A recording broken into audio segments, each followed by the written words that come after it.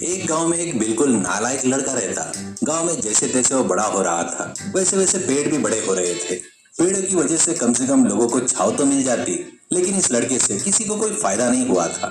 उसका असली नाम क्या था वो तो कोई नहीं जानता था, लेकिन उसे सब नालायक कहकर बुलाते। उसे इस नाम से बुलाने पर वो कभी बुरा नहीं मानता था। उसकी एक बहुत खराब आदत थी, खुद की झूठी तारीफें करना, बड़ी बड़ी डिंगे हाँकना। जब वो अपने डिंगे हाँकना शुरू करता तो लोग वहां से भाग खड़े होते, लेकिन फिर भी वो उनका पीछा करता, उन्हें रोकता, अपनी झूठी बड़ाइयां सुनाता। उनकी नजरों में वो खुद को बहुत बड़ा हस्ती समझता था। एक दिन एक गांव का एक व्यक्ति कहीं जा रहा था। नालायक ने उसे रोक लिया। अरे गोपाल, तुम्हें पता है क्या हुआ? अगर मैं तुम्हें बताऊंगा तो तुम यहीं चक्कर आकर गिर जाओगे। ऐसा तो रोज होता है ना, मुझे बहुत जरूरी काम है, मुझे जाने दे भाई। अरे यार थोड़ा रुको बाबू, क्या काम है? आज नहीं तो कल हो ही जाएगा ना। लेकिन आज मैं जो बताने वाला हूँ उसे सुनने के लिए बहुत बड़ी किस्मत चाहिए भाई। ऐसा लग रहा है कि तुमने ठान लिया है कि जब तक मैं नहीं सुनूंगा तुम मुझे छोड़ोगे नहीं। ठीक है, मेरा कर्म भोगना तो पड़ेगा ही ना। तो बता क्या है भाई। कल ना बॉलीवुड के टॉप डायरेक्टर संदीप रेड्डी वांगा ने मुझे फोन किया था अपनी फिल्म स्प्रिट की पूरी कहानी सुनाए। मुझे तो वो कहानी बिल्कुल पसंद नहीं आई यार। मैंने बिल्कुल बिना झिझक के सीधे उन्हें मुंह पर ये बता दी बात। उन्होंने मेरी बात पर बहुत भरोसा है, इसलिए वो कोई भी फिल्म बनाने से पहले मुझे कहानी सुनाते हैं और मेरे बताए बदलाव के बाद ही बनाते हैं फिल्म, और वो सुपर हिट हो जाती है। इससे पहले एनिमल की कहानी भी उन्होंने मुझे सुनाई थी, मेरे कहने बड़ी बदलाव किए थे। पता है ना, तुम्हें पता ही है ना कि वो कितने बड़े सुपर हिट हो गई। अच्छा, अब मैं चलता हूँ, मुझे बहुत जरूरी काम है यार। अरे यार रुको तो सही, कहानी क्या थी और मैंने उसे क्या क्या बदलाव किए ये तो सुनो। बिना सुने चले जाओगे क्या? रुको। गोपाल सिर पीटते हुए, अच्छा ठीक है बताओ यार। स्पिरिट फिल्म में प्रभास एक बहुत बड़ा शराबी है। वो 24 घंटे बस शराब पीने में ही व्यस्त रहता है। एक बार वो वाइन शॉप के पास दुकान के मालिक और प्रभास के बीच में शराब को लेकर बहुत बड़ा झगड़ा होता है। प्रभास अपनी पूरी ताकत से पूरी वाइन शॉप को तहस नहस कर देता है। उसकी यह फाइटिंग देखकर फिल्म की हीरोइन को उससे प्यार हो जाता है। एक दिन उस वाइन शॉप का मालिक अपने गुंडे को लेकर प्रभास पर हमला करने आता है। उस समय प्रताप ने शराब नहीं पी होती है, इसलिए वो ठीक से लड़ नहीं पाता। तभी हीरोइन आती है भाई और शराब की बोतलें प्रभास की तरफ फेंकती है। फिर देख क्या होता है, प्रभास उन बोतलों को खाली करते ही उन सब गुंडों को मार मार कर धूल चढ़ा देता है। तभी अरे बाबू बस करो अपनी ये शराब की बातें। ये कैसी अजीब कहानी है, बिल्कुल पागलपन है। और इस बकवास कहानी में तुम्हारे दिए हुए बदलाव क्या है? क्या पूरी फिल्म शराब की इर्द गिर्द घूमती है क्या? अरे फिल्म का नाम ही स्पिरिट है ना, स्पिरिट का मतलब शराब होता है भाई, इसलिए उन्होंने यह नाम रखा। वैसे तुम्हें ये कहानी कुछ खास पसंद नहीं आई ना? देखा हम दोनों की पसंद कितनी मिलती है। और सुनो भाई, डायरेक्टर ने ये भी कहा कि हीरोइन एक कॉलेज स्टूडेंट होती है, लेकिन मुझे बात तो बिल्कुल नहीं जमी। मैंने उसे कहा कि हीरोइन को वाइन शॉप के बाजू में चिकन पकौड़ी बेचने वाली होती है ना, वो बनाओ, तब कहानी में ज्यादा मजा आएगा और सीन बिल्कुल सेट हो जाएगा। आगे की कहानी सुनो भाई। उस फाइट के तुरंत बाद प्रभास और हीरोइन का एक बहुत बड़ी वाइन फैक्ट्री में सेटअप लगाकर एक गाना शूट होगा। उसके बाद एक लकड़ी उठाकर गुस्से से चिल्लाता है, अगर एक शब्द भी और बोला तो मैं तुम्हारा सिर फोड़ दूंगा। क्या कहा तुमने? उस बड़े डायरेक्टर ने तुम्हें फोन करके कहानी सुनाई और तुमने उसमें बदलाव किए, और मैं इस बकवास पर यकीन कर लूं? सुबह सुबह तुम्हें और कोई मिला नहीं क्या रे? नालायक, इज्जत से यहाँ से गायब होता है या फिर? लकड़ी हवा में हलाता है। नालायक वहां से डरकर भाग जाता है। इस तरह गोपाल को कई बार अपनी झूठी और बकवास कहानियों से परेशान करते रहता।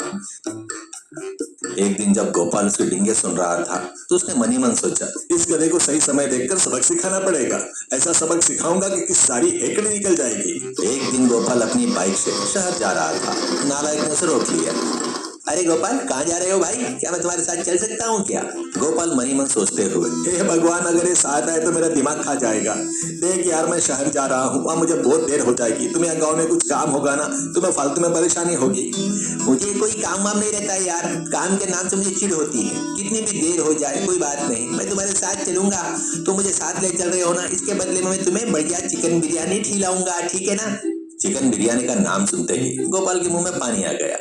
ठीक है भाई, लेकिन मेरी एक शर्त है, तुम रास्ते में अपनी कोई झूठी कहानी या डिंगे नहीं हाँकोगे। अगर तुमने ऐसा किया तो मैं तुम्हें वहीं गाड़ी से उतार दूंगा, फिर तुम्हें पैदल लेफ्ट राइट करते हुए वापस घर आना होगा। अच्छी तरह सोच लो भाई।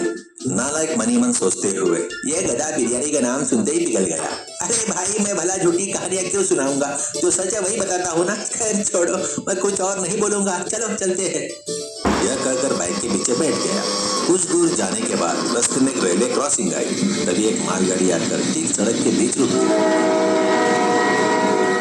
उसे रास्ता बंद हो गया। गोपाल ने बाइक रोकी और देखने लगा कि माजरा क्या है। उसने देखा कि कुछ दूर पर रेड सिग्नल था और वहां पटरिया पर मजदूर काम कर रहे थे। लेकिन नालायक ने बात पर ध्यान नहीं दिया और चिल्लाने लगा, ये कैसा ड्राइवर है यार, रास्ते के बीच में ट्रेन रोक दी, बिल्कुल कामचोर और बेकार ड्राइवर लग रहा है। वो उसे गाली देने लगा। तभी वहां कुछ और बाइक और कारें आकर रुक गई। वे सभी ट्रेन को आगे बढ़ने के लिए लगातार हॉर्न बजा रहे थे। तभी ट्रेन का ड्राइवर खिड़की से बाहर झुका और सड़क के किनारे लगे समोसे के ठेले वाले से, अरे भैया समोसे तैयार है क्या? अगर है तो 10 पैकेट पैक कर दो, मैं लेने आ रहा हूँ। हाँ हाँ भाई साहब, बिल्कुल गर्मा गर्म समोसे तैयार है, आकर ले जाइए। वो समोसे लिफाफे में पैक करने लगा। ये देखकर बाइक और कार वाले का गुस्सा सातवें आसमान पर पहुंच गया। ए ड्राइवर, समोसे खरीदने के लिए ट्रेन रोक दी तुमने, अकल है या नहीं है तुम में? वो चिल्लाया। जहाँ मर्जी है वहाँ ट्रेन रोक देते हो क्या? इसे कोई खिलौना समझ के रखा है क्या? ये ट्रेन है भाई, इज्जत से इसे आगे बढ़ाओ, रास्ता खाली करो। ट्रेन दूर होने की वजह से ड्राइवर को उनकी आवाज सुनाई नहीं दे रही थी। वह ट्रेन से उतरा और समोसे के ठेले की तरफ आने लगा।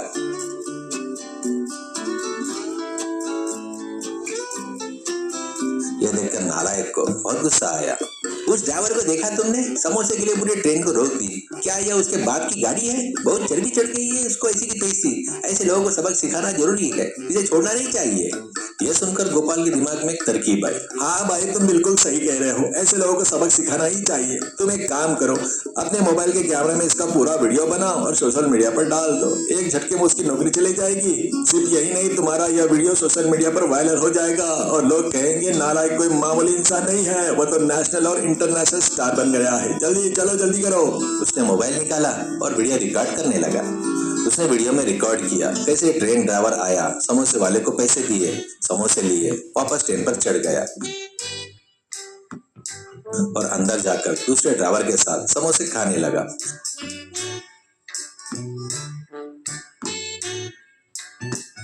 बाहर बाइक और कार वाले लगातार चिल्ला रहे थे। तभी थोड़ी देर में पटरियों की मरम्मत का काम पूरा हो गया। ग्रीन सिग्नल हरी बत्ती लग गई।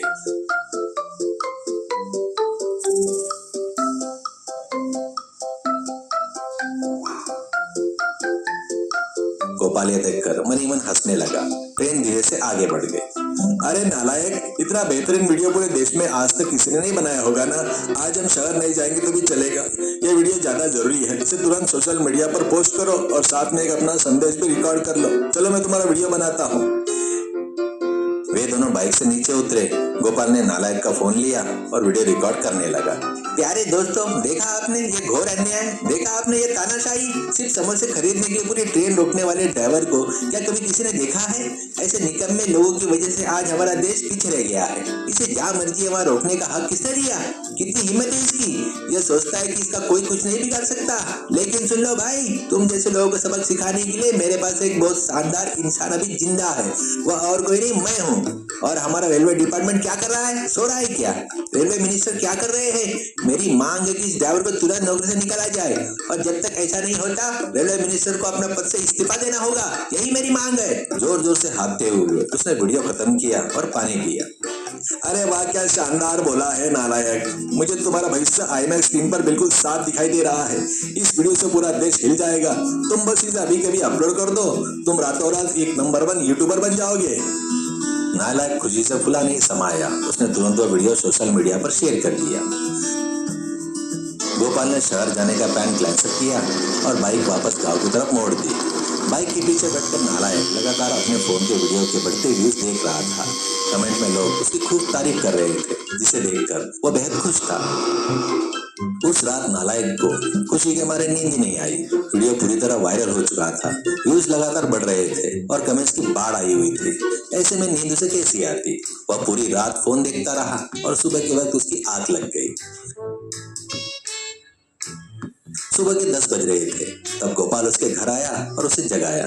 तभी नालायक का फोन बजा। उसने फोन उठाया।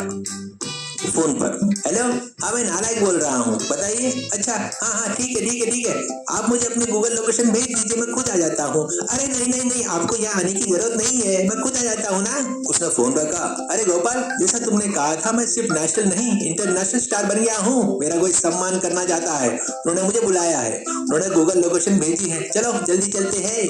गोपाल बाइक चला रहा था और नालायक पीछे बैठकर रास्ता बता रहा था। अरे लेफ्ट लो, अब राइट लो। आखिर बाइक एक पुलिस स्टेशन के सामने आकर रुक गई।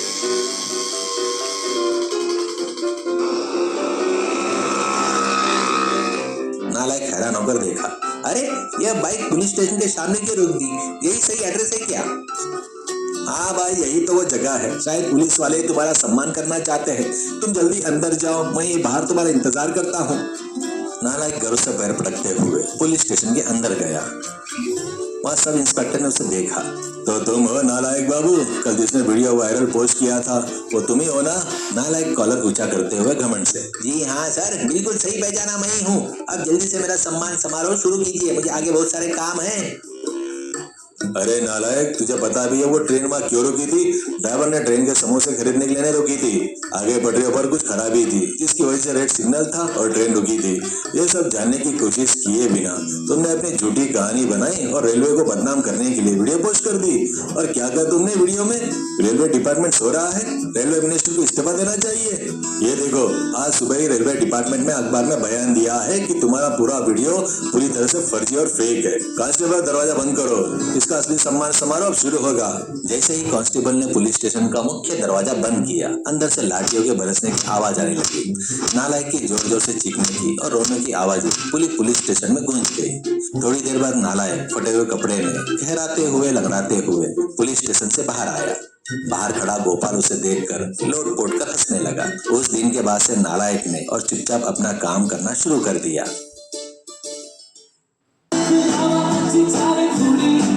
मैं यूं देवी के लिए बहुत सारी चीजें लेके आई हूँ।